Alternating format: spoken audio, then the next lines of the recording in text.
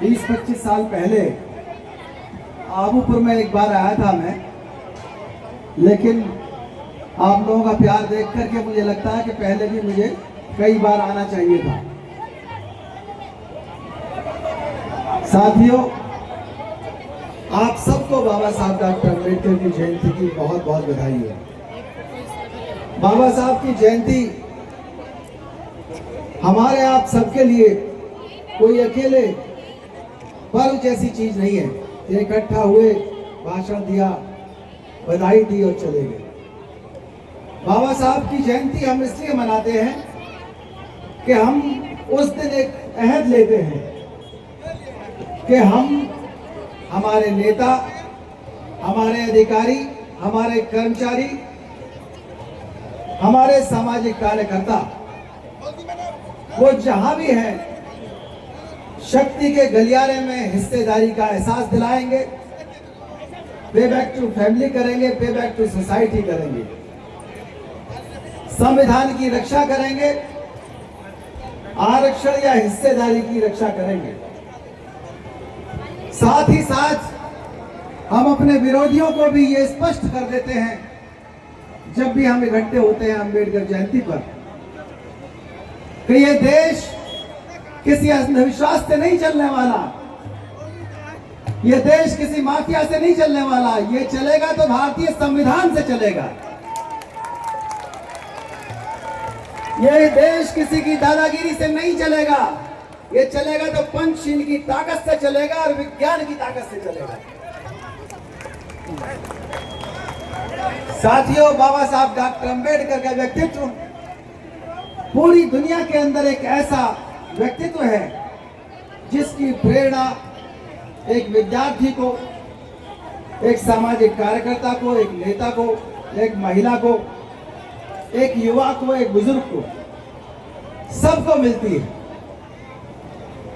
सारे जितना भी इस देश के अंदर आंदोलन हुए, सुधारों के आंदोलन, उन सभी आंदोलनों की सफलता बाबा साहब के संविधान में सम्मिलित करके उन्होंने आप सबको दी।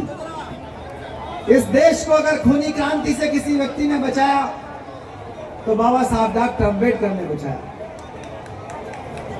इस देश के अंदर जो अन्याय होता है, आज भी 70,000 अपराध हर साल होते हैं, यानी कि 211 अपराध रोज। ये सरकार का डाटा है, ये हमारा डाटा नहीं है। और इससे सैकड़ों गुना ज्यादा अत्याचार जो लिखे नहीं जाते।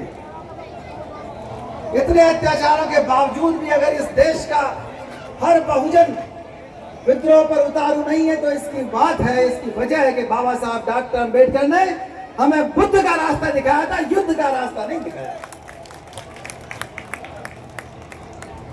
आज भी हमारे नेताओं को, हमारे सामाजिक कार्यकर्ताओं को, हमारे व्यापारियों को गालियां खानी पड़ती है, वो चाहे संसद में खड़े हो, चाहे वो कार्यालय में खड़े हो। और ये गालियां खाने की वजह है इस देश का जातिवाद। जाति ने इस देश से क्या खत्म नहीं किया। जाति ने बुद्ध को खत्म करने का पूरा प्रयास किया, जाति ने जैन धर्म को खत्म करने का पूरा प्रयास किया, आत्मसमर्पण करा दिया। जाति ने सम्राट अशोक के मौर्य साम्राज्य को खत्म कर दिया। जाति ने जो विदेशी इस देश के अंदर आए, उनके अंदर जो अच्छी अच्छी चीजें थी, उनको भी इस जाति की संस्था ने घुटने टेकने पर मजबूर कर दिया। और जो लोग आए यहां पर, जब तक उन्होंने इनकी व्यवस्था में, वर्ण व्यवस्था में कोई डिस्टर्बेंस नहीं किया, तब तक ये चुप रहे। जब अंग्रेज आए, अंग्रेजों ने जब शुरू किया कि यहां लोगों को शिक्षा मिलनी चाहिए, यूरोप जैसी व्यवस्था यहां भी होनी चाहिए, लॉर्ड बैबिंगटन मैकाले ने कहा कि हम इस देश के अंदर एक ऐसी शिक्षा व्यवस्था इंट्रोड्यूस करने जा रहे हैं जिससे इस देश के लोग संसद की मांग करेंगे, एक दिन सुप्रीम कोर्ट की मांग करेंगे, एक दिन लोकल सेल्फ गवर्नमेंट की बात करेंगे। तो इन्होंने मैकाले को बेहिसाब गालियां दी। जो भी इनकी वर्ण व्यवस्था पर तंज कसता है या उसे खत्म करने का प्रयास करता है, चाहे बुद्ध हो, चारवाक हो, अशोक हो, सबके ये खिलाफ हो जाते हैं। ऐसे ही मैकाले के खिलाफ हुए, ज्योतिबा फुले के खिलाफ हुए, सावित्रीबाई फुले के ऊपर गंदगी फेंकना शुरू की। और यहां तक कि अब इनकी हिम्मत इतनी हो गई कि भारतीय संविधान को खत्म करना चाहती है। यह स्पष्ट करना होगा बहुजन समाज के हर स्त्री पुरुष और बच्चे को कि हम इस संविधान की रक्षा अपने खून की आखिरी बूंद तक करेंगे। हम अपने हिस्सेदारी की रक्षा, इस लोकतंत्र की रक्षा अपनी जान कुर्बान देकर करेंगे। अगर ये जुनून हमारे नेता में, हमारे सरकारी कर्मचारी में, अधिकारी में और हमारे युवाओं में नहीं है तो निश्चित रूप से हमारी नसों में खून नहीं है, हमारी नसों में पानी। हमें अपने गले के भीतर झांकना होगा। इस संविधान ने उस वर्ण व्यवस्था को खत्म कर दिया। फंडामेंटल राइट ने आर्टिकल 17 में छुआछूत को खत्म कर दिया। उसी वजह से अगर आज हम हैं तो आज जिंदा हैं। लेकिन फिर भी कभी ये गालियां दे करके, कभी मॉब लिंचिंग करके, कभी धमकी दे करके, कभी सरकारी अमलों से सरकारी संस्थाओं को द्वारा हमारे उन लोगों को जो वर्ण व्यवस्था की खिलाफत करते हैं, अंधविश्वास की खिलाफत करते हैं, चाहे वो पत्रकार हो, चाहे कोई भी हो, उन सबको धमकाने का काम किया जाता है। बुद्ध के रास्ते पर बाबा साहब ने न चलाया होता तो निश्चित रूप से इस देश की स्थिति कुछ और होती। लेकिन हम नहीं चाहते। हम भी चाहते हैं कि हम जो बदलाव हो इस देश के अंदर बुद्ध के रास्ते से आए, ज्योतिबा फुले के दिखाए हुए मार्ग से आए, सावित्रीबाई फुले के दिखाए हुए मार्ग से आए, संविधान के रास्ते से आए। अभी एक किताब लिखी गई है to kill a democracy, Debasish Roy Chowdhury की, जॉन कीन्स की। उसके अंदर वो चीजें दी हुई हैं कि इस देश के अंदर अगर लोकतंत्र को बचाना है तो लोगों को साथ लेकर के चलना होगा। वाई नेशंस फेल किताब लिखी गई अभी। उस किताब के अंदर डेरेन एस पगलू ने कहा है कि लोगों को अगर साथ लेकर नहीं चले, वही बात जो बाबा साहब डॉक्टर अम्बेडकर ने लिखी, वही अमर्त्य सेन भी कहते हैं, डेरेन एस पगलू भी कहते हैं कि लोगों को साथ लेकर के चलिए। अमर्त्य सेन तो बाबा साहब अम्बेडकर को अपना पिता मानते थे अर्थशास्त्र में। साफ साफ कहा कि अगर बाजार के विकास के साथ समाज का विकास नहीं हुआ तो निश्चित रूप से वो विकास नहीं। इन्होंने हमारी जो हिस्सेदारी की मैकेनिज्म है उसको डिस्टर्ब करने का पूरा प्रयास किया। एक मैकेनिज्म लेकर के आए ईडब्ल्यूएस का, जिसका जिक्र भारतीय संविधान में है ही नहीं। आर्थिक समस्या नहीं है इस देश के अंदर। यहाँ के गरीब लोग बहुत अच्छे हैं, बहुत मेहनती हैं, बहुत काबिल हैं, बहुत त्याग की भावना है, बहुत संस्कारी है, बहुत चरित्रवान है। लेकिन दिक्कत यह है कि जाति ने उनको बेकार कर दिया। उन्हें अंधविश्वास सिखा करके उन लोगों को इस लायक नहीं छोड़ा कि वो अमीर बनते, सरप्लस कमा पाते, कुछ पैसा जोड़ पाते। वो पैसा जो जुड़ा हुआ होता है वो सारा कोई ना कोई परंपरा, कोई ना कोई बहाने, कोई पर्व या त्योहार बना करके हमारे गरीबों से वो पैसा सब छीन लिया जाता है। अब उन्होंने ये नया हथियार जो ईडब्ल्यूएस का लिया, उसके अंदर किसी भी शेड्यूल्ड कास्ट बैकवर्ड की जगह नहीं है। उसमें उन्होंने अपने लिए व्यवस्था करनी है। सुप्रीम कोर्ट, हाई कोर्ट ने भी ऑब्जेक्शन दिया। लेकिन जब वो आरक्षण के खिलाफ होते हैं तो निश्चित रूप से इस हद तक तैयारी करते हैं कि रातों रात ईडब्ल्यूएस को लागू कर देते हैं। इसी तरह वो चाहते हैं कि उनके साथ उनकी सत्ता बनी रहे और भाईचारा बना रहे, तो सबका साथ रहे और सबका विकास करें। हम कहते हैं सबका साथ क्यों, सबका हिस्सा क्यों नहीं? सबका साथ तब होगा जब सबका हिस्सा होगा, तब सबका साथ होगा, तब सबका विकास होगा। जिस देश के अंदर सबका साथ करने के लिए सबका हिस्सा नहीं दिया जाता, उस देश के अंदर क्रांतियां हुई और क्रांतियों को कोई रोक नहीं पाता। वो समय चला गया जब तुम सिर्फ आदेश देने के लिए थे। अब हम हर आदेश को, हर कानून को पढ़ते हैं। बाबा साहब ने कहा असेंबली के अंदर, कॉन्स्टिट्यूंट असेंबली के अंदर, कि हम थक चुके हैं गुलामी से, हम शोषित होने से, हमारे ऊपर we are tired to be ruled. हम शासित होते होते थक चुके हैं, हम अब शासन करना चाहते हैं। संविधान सभा की जो आखिरी स्पीच थी, उस स्पीच में उन्होंने आगाह किया था कि इस देश को खतरा है, लोकतंत्र को खतरा है। इस देश के अंदर अगर असमानता को खत्म नहीं किया गया तो लोकतंत्र सफल नहीं हो पाएगा। असमानता कितनी है? गांव के और शहर के लोगों में असमानता, SC ST OBC वहां आपस में भी हमारी असमानता है। हर आदमी को यह सिखाया गया है कि एक जाति, एक व्यवसाय और एक आइकॉन को पकड़ लो और किसी भी तरह से अलग अलग रहो, कहीं ऐसा ना हो कि इकट्ठा होकर के हिस्सेदारी मांगने लगो तो बहुत ज्यादा भीड़ हो जाएगी। वो नहीं चाहते, हिस्सेदारी को वो समझना ही नहीं चाहते। आप कहते हैं जाति की जनगणना कराई है, जाति की जनगणना से बहुत ज्यादा चिढ़ है। तेलंगाना कराई जाति की जनगणना और लिख करके भेज दिया कि 40% कम से कम, क्योंकि उनकी जो OBC की जनसंख्या है तो 54.66% और 40% OBC को रिजर्वेशन दिया जाना चाहिए और लिख करके भेज दिया सेंट्रल गवर्नमेंट को अपने यहाँ पारित करके। निश्चित रूप से हिस्सेदारी के सवाल को दबाया नहीं जा सकता। इस सवाल को उठाना पड़ेगा हर घर में, हर गली, हर मोहल्ले में, जमीन में, आसमान में, पाताल में। हिस्सेदारी, हिस्सेदारी। बिना आरक्षण के कोई भी पद भरा नहीं जाना चाहिए। ये आवाज हर कोने से आनी चाहिए। हर कोने से अगर आवाज आएगी तब जाके सफल होगी आपके हिस्सेदारी का आंदोलन और संविधान का दिखाया हुआ प्रकाश। वरना ये जो नायक पूजा की बात चल रही है, ये नायक पूजा दो तरह से हमको नुकसान करती है। बाबा साहब ने आगाह किया कि नायक पूजा मत करना, नायिका पूजा भी मत करना। जिन लोगों ने नायक पूजा की है या नायिका पूजा की है, वो दोनों न सिर्फ लोकतंत्र के लिए खतरा है, वो पूरे बहुजन समाज के लिए खतरा पैदा करते हैं। हमें संविधान के साथ चलना है।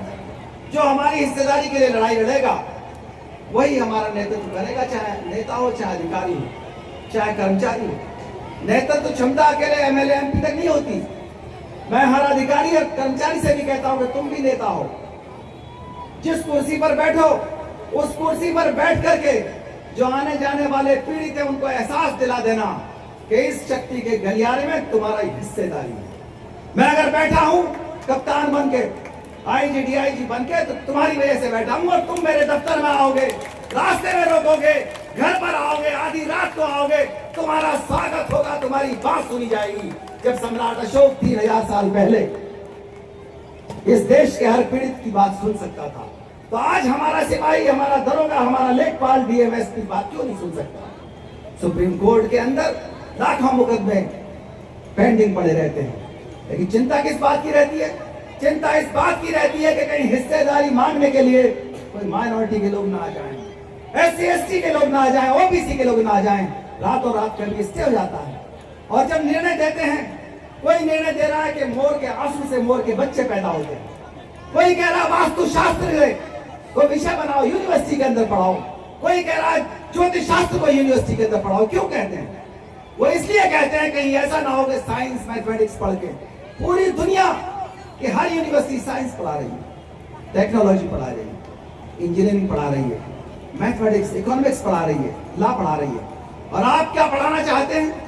आप पढ़ाना चाहते हैं कि हवन और यज्ञ कैसे होते हैं, क्या करेंगे वो? इस देश को अगर गुलाम बनाया तो अंधविश्वासों ने गुलाम बनाया। इस देश को अगर अशिक्षित बनाया तो अंधविश्वासों ने अशिक्षित बनाया। हमें जो भी हमारा पढ़ा लिखा आदमी है, मैं समाधानों की बात करता हूँ, मैं समाधानों की बात करता हूँ, मैं अकेला चर्चा पर नहीं छोड़ता। समाधान ये है कि हमारा हर पढ़ा लिखा आदमी, हर अधिकारी कर्मचारी कम से कम अपने गांव जाए और अपने गांव जाकर के कैडर कैंप लगाए, न सिर्फ कैरियर काउंसलिंग करे, लेकिन बताए उन लोगों को। अभी मंत्री जी बता रहे थे, बहुत अच्छी बात, एक सर्वे करे अपने गांव के अंदर कि जिन लोगों ने, जिन परिवारों ने, जिन समूहों के लोगों ने, जातियों के लोगों ने पंचशील का रास्ता अपनाया, उन्हीं परिवारों की, उन्हीं कौमों की तरक्की हुई। दूसरे जिन्होंने अंधविश्वास छोड़ दिया और पैसा बचा लिया, अंधविश्वास छोड़ करके पैसा बचाओ, बच्चों को अंग्रेजी पढ़ाओ, कानून पढ़ाओ, हर घर में वकील पैदा करो, हर घर में अधिकारी पैदा करो, हर घर में पे बैक टू सोसाइटी करने वाले ऐसे जुनून वाले युवा पैदा करो जिन पर पूरे समाज को नाज हो। हमने आधी नौकरी, कभी समझौता नहीं किया, किसी के पैर जाकर के नहीं पकड़े, कहीं जाकर के न तिलक लगवाया, चाहे कहीं भी पोस्टिंग हो, चाहे कहीं भी ट्रांसफर कर दो। हम मेरठ में रहे, लोगों ने बहुतों ने कहा जय भीम करना छोड़ दो, बाबा साहब का फोटो लगाना पीछे छोड़ दो, एसएसपी मेरठ बना देंगे। हमने कह दिया सुप्रीम कोर्ट का न्यायाधीश बना दो, राष्ट्रपति बना दो, जय भीम नहीं छूटेगी, जय भीम नहीं छूटेगी। हम जो भी कुछ है जय भीम की वजह से, और जय भीम किसी के खिलाफ नहीं है, जय भीम किसी के खिलाफ गाली नहीं है। जय भीम इस देश की एकता को इकट्ठा करने का नारा है, जय भीम बहुजन समाज की एकता का नारा है, जय भीम संविधान पर चलने का नारा है, जय भीम शांति का नारा है। जय भीम से दिक्कत क्यों होती है? दिक्कत जय भीम से नहीं है, दिक्कत इनको हिस्सेदारी देने से है, दिक्कत उनको उन आइकॉन से नहीं थी जिन आइकॉन ने ये रास्ता दिखाया कि तुम भी उन्हीं के हिस्से में हो। जिन्होंने समझौता कर लिया उन अधिकारियों से दिक्कत नहीं, जिन्होंने समझौता कर लिया उन नेताओं से दिक्कत नहीं। वो तो चाहते ही हैं, वो चाहते हैं कि पैर पकड़ने वाली एक ऐसी फौज तैयार हो जिसको जो कह दिया जाए वो हाँ में हाँ मिलाए, और हमारे पीछे खड़े होने में ये महसूस करे, देखिए साहब, बड़े साहब ने हमें पैर छू लेने दिए, कितने अच्छे आदमी। पैर मत छुओ, पैर मत छुओ, आसमान छुओ। मैं चाहता हूं कि हमारा युवा चमचागिरी ना सीखे, पैर छूना ना सीखे, आसमान छूना सीखे। कल्पना चावला हो चाहे सुनीता विलियम्स हो, पूरी दुनिया जानती है। क्यों जानती है? कि उन्होंने आसमान छुआ। जहां जान चली जाए, पैर छूने वालों का इतिहास नहीं लिखा जाता। बहुत ज्यादा आराम करने वालों का, बहुत ज्यादा खाना खाने वालों का इतिहास नहीं लिखा जाता। इतिहास लिखा जाता है जिन्होंने संघर्ष किया। जीत और हार तो समय के ऊपर है, जीत हो ना हो, लेकिन लोकतंत्र बचना चाहिए, संविधान बचना चाहिए, देश बचना चाहिए। आज आपके हाथ में कुछ नहीं है। आप महसूस करते हैं कि आखिर हम करें तो करें क्या? जब आपके ऊपर अत्याचार होते हैं तो जानते हैं आपका विपक्षी क्यों अत्याचार करता है। इसलिए अत्याचार करता है, उसको ये जानकारी है कि वो जो नेता है वो आपके वफादार नहीं है, आपकी बात नहीं करेंगे। जो अधिकारी है वो आपकी बात नहीं सुनेंगे, पुलिस आपकी नहीं है, मीडिया आपका नहीं, जज आपका नहीं, वकील आपका नहीं। आपके पास क्या चीज है? आपके पास ताकत बची है, वोट। हम किसी पार्टी का प्रचार नहीं कर रहे, हम किसी नेता की बुराई नहीं कर रहे, ना किसी नेता की तारीफ कर रहे, लेकिन आपके पास जो ताकत है और जो आपका नेता बनना चाहता है, उनको यह स्पष्ट होना चाहिए कि ये हमारा वोट उसी को जाएगा जो हमें हिस्सेदारी देगा, जो संविधान को बचाएगा। प्रत्याशी को भी देखिए, वो किसी भी पार्टी का हो, सबसे अच्छा नहीं मिलेगा, सबसे कम खराब मिलेगा, लेकिन होना वही चाहिए जो संविधान का समर्थक हो। संविधान के दुश्मन को ना टिकट दो ना वोट दो, हिस्सेदारी देख लो, मैनिफेस्टो देख लो। पूरी दुनिया के अंदर वोट डालने से पहले वोटर मैनिफेस्टो देखता है। अगर एक पार्टी मैनिफेस्टो बनाती है तो दूसरी पार्टी उससे अच्छा बनाती है। और ये हिस्सेदारी और ये मैनिफेस्टो जो अगला बनता है वो किसके फेवर में बनता है? वो आम नागरिक के फेवर में जाता है। आपको इसका लाभ मिलना चाहिए, क्योंकि आपने सैकड़ों साल, हजारों साल आपने उत्पीड़न सहा है। अब उस उत्पीड़न को खत्म करने की बारी आ गई है, और वो बारी यही है कि मैनिफेस्टो का जो पहले लगभग 30-35 साल पहले जो घोषणा पत्र का असर हुआ करता था वो मुश्किल से 2-4% होता था, लेकिन अब नए इलेक्शंस के अंदर जो मैनिफेस्टो होता है उसका लगभग 80-90% असर होता है। तो मैनिफेस्टो पढ़िए, प्रत्याशी को देखिए, उसके बाद जब वोट देंगे तो आपकी समस्या अपने आप हल हो जाएगी। ऐसा ना हो कि कोई भी आदमी आपका वोट लेकर के चला जाए और आप उससे ये भी ना पूछ पाए कि तुम पहले भी कभी आए थे या नहीं आए थे, आगे भी कभी आओगे नहीं आओगे, कहां से हो, हमारे लिए क्या किया। बहुत सी कठपुतलियां हमारे बीच से ढूंढी जाती हैं और उन कठपुतलियों को हमारे खिलाफ इस्तेमाल किया जाता है। जब आरक्षण के बिल की बात चलती है तो हमारे आदमी से बिल फड़वा दिया जाता है। आप किसी अल्पसंख्यक से पूछो, क्या वो अपनी धर्म पुस्तक को फाड़ने वाले किसी नेता को छोड़ेंगे? वो नहीं छोड़ते। ये सामाजिक भय हमारे लोगों में भी होना चाहिए कि हाँ, हमारा समाज हमको माफ नहीं करेगा अगर हमने संविधान से खिलवाड़ किया, अगर हमने हिस्सेदारी से खिलवाड़ किया। तो निश्चित रूप से आज इतने सारे लोग आपके खिलाफ रहते हैं, गांव गांव में असुरक्षा की भावना हो रही है, गैंगरेप हो रहे हैं, और होता क्या है, आदमी एफआईआर के लिए तरसता है। हम लोग 10-10, 15-15 दिन हो जाते हैं उसकी एफआईआर दिखाने में। जब चारों तरफ से अधिकारियों से सिफारिश करेंगे, कभी ट्विटर पे जाएंगे, कभी फेसबुक पे लिखेंगे, कभी फोन से बात करेंगे, तब जाकर के मुश्किल से एफआईआर लिखी जाती है। तो निश्चित रूप से इस व्यवस्था को चेंज करने के लिए समाधान यही है कि हर घर के अंदर जितने आदमी हैं उतनी लाठियां होनी चाहिए, जितने आदमी हैं उतनी टॉर्च होनी चाहिए, जितना आदमी हो उतने हेलमेट होने चाहिए, जितने आदमी हो उतनी सीटियां होनी चाहिए। और जब लगे कि हमारे लोगों पर अत्याचार हो रहा है, उस दिन घर आकर के 1 घंटे ज्यादा तो एक्सरसाइज करो, बाइसेप और ट्राइसेप बनाओ, एक्सरसाइज करो, बाइसेप और ट्राइसेप बनाओ। सारे युवाओं से कहो, बुजुर्गों से भी कहो, और 1 घंटा अंग्रेजी ज्यादा पढ़ो।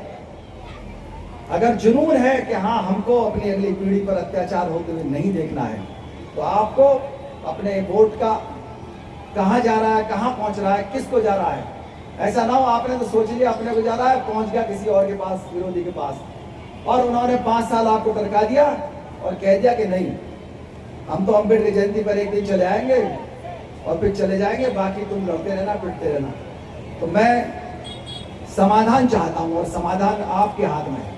किसी भी नेता की इतनी हिम्मत नहीं होनी चाहिए कि आपको मूर्ख बना सके, किसी भी अधिकारी की इतनी हिम्मत नहीं हो सके कि आपके शहर में रहे, आपके टाउन में रहे और आपकी हिस्सेदारी को नुकसान पहुंचा सके। बहुत बहुत धन्यवाद। जय भीम, जय भारत।